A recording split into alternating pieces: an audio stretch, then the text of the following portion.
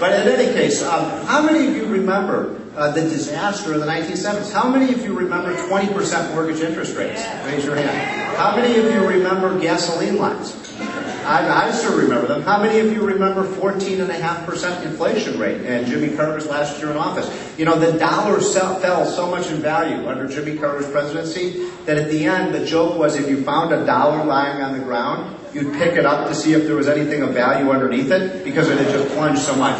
And so Reagan comes in and he changes everything. We get inflation under control, we cut taxes. The highest tax rate under Ronald Reagan went from 70% down to 28%. Now here's a quiz question for you all. When we cut the highest tax rate from 70 to 28%, did tax revenues go up or did they go down? Up. They went way up. Now here we are in 2008.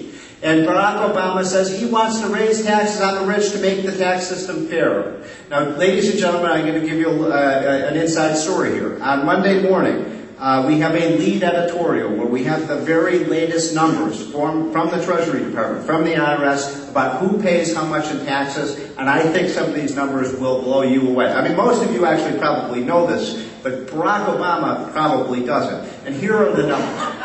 The richest 1%, you know, those evil people like Bill Gates and Warren Buffett and Britney Spears and Tiger Woods and people like that. What percentage, who can tell me, what percentage of the federal income tax burden is borne by the top 1%? 40%. Who said 40%? Right? 40% is exactly right. 1%, ladies and gentlemen, the top 1% pay 40%, 1 out of 100 pay 40%. Now here's another amazing statistic. The top 10%, the richest 10%, the people who make over $100,000 a year, they pay 72% of the taxes. One more statistic. All of you, and I think this is virtually everyone in this room, who makes an income above the median, you know, half the people are above the median by definition and half are below the median.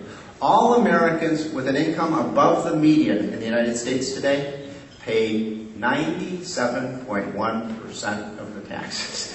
And, I mean, think of it. It'd be like if we split this room down the middle. We said everybody on the left side is in the richest half, and people on the right side are in the less, the poorest half.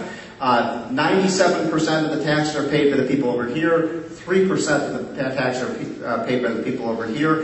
And you know what? Barack Obama looks at that and says, the problem is these sons of the bitches aren't paying enough. I mean, is this guy crazy or what?